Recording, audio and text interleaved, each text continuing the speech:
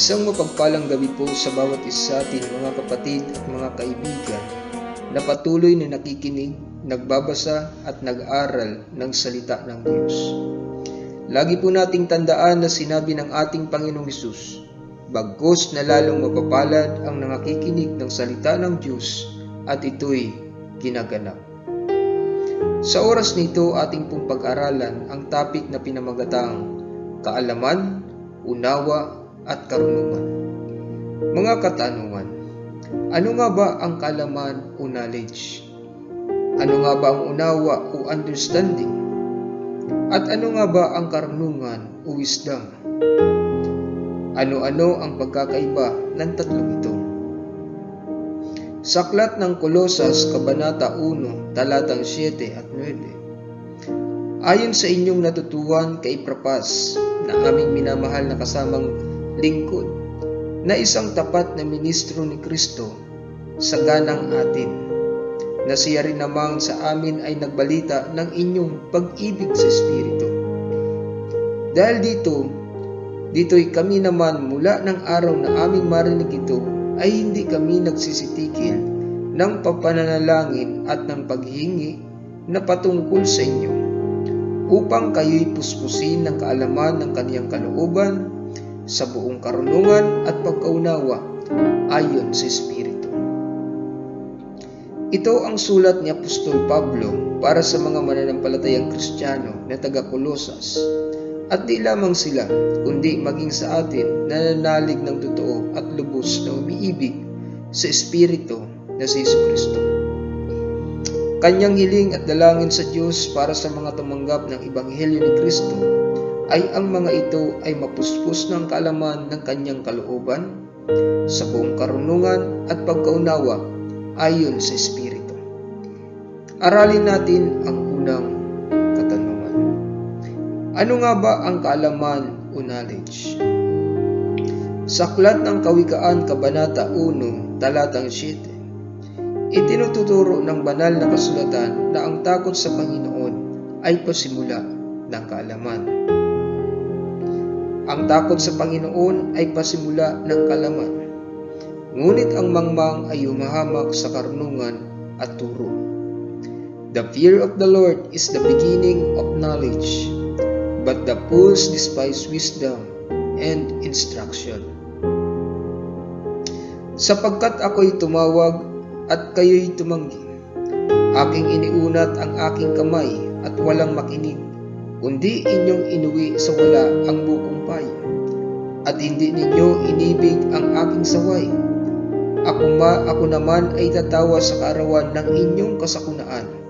Ako'y manunuya pagka ang inyong takot ay dumarating. Pagka ang inyong takot ay dumarating na parang bagyo, at ang inyong kasakunaan ay dumarating na parang ipo-ipo. Pagka ang hirap at hapis ay dumating sa inyo, kung magkagayoy tatawag sila sa akin, ngunit hindi ako sasagot. Hanapin nila akong masikap, ngunit hindi nila ako masusumpungan. Sapagkat kanilang ipinagtanim ang kaalaman at hindi pinili ang takot sa Panginoon. For that they hate knowledge and did not choose the fear of the Lord. Malinaw na itinuturo ng banal na kasulatan na ang makalangit na kaalaman ay nanggagaling sa Panginoon, at ito ay matatanggap sa pamamagitan ng pagkakaroon ng isang tao ng banal na takot o paggalang o respeto sa Kanya.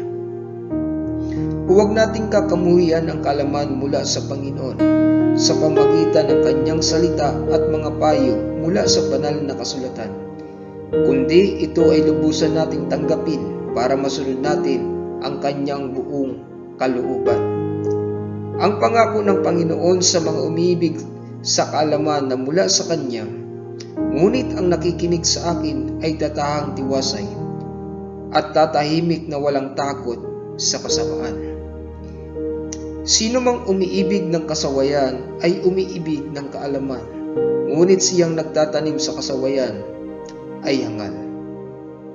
Pangalawang katanungan. Ano nga ba ang unawa o understanding? Mahalaga na ang isang tao ay mayroong unawa sa bagay na kanyang alam. Example, pag nakita mo ang helmet, ito ay alam mong helmet at ito ay isang kaalaman. Pag nakita mo ang martilyo, ito ay alam mong martilyo at ito ay isang kaalaman.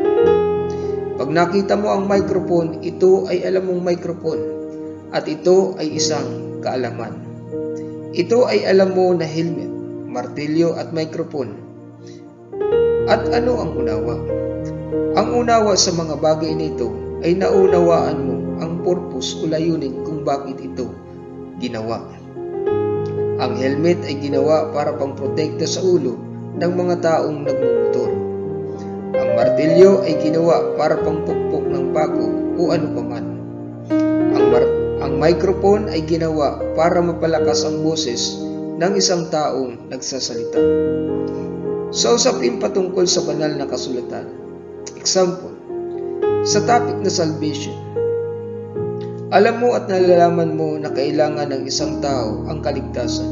Ngunit papaano maliligtas ang isang tao? Dito na kailangan ang unawa. Isang halimbawa na talata sa Biblia ay ang Acts chapter 2 verse 38. Maaring alam mo ang talatang ito kung saan hanapin sa banal na kasulatan. Ngunit ang tanong, naunawaan mo ba ang nilalaman nito? Ang pagsisisi, ang pagpapabautismo sa pangalan ni Jesus, at ang pagtanggap ng gift of the Holy Ghost. Pangalawang halimbawa na talata sa Biblia ay ang Hebrew chapter 10 verse 25. Maaring alam mo ang talatang ito at iyong nababasa, ngunit ang tanong ay naunawaan mo ba ang nilalaman nito? Pangatlong halimbawa sa talata sa Biblia ay ang Tito kabanata 2 talatang 13. Maaring alam mo ang talatang ito at iyong nababasa, ngunit ang tanong ay naunawaan mo ba ang nilalaman nito? Ang makalangit na unawa ay nanggagaling sa Panginoon at ito ay napakahalaga. Sa Aklat ng Kawikaan, Kabanata 2, Talatang 11, kabaitan ay magbabantay sa iyo, pagkaunawa ay mag-iingat sa iyo. Understanding shall keep thee. Ang puso niyaong nag-uunawa ay humahanap ng kaalaman, ngunit ang bibig ng mga mangmang ay kumakain ng kamangmangan. Pangatlong katanungan, ano nga ba ang karunungan o wisdom? Ang makalangit na karunungan o wisdom ay napakalaga.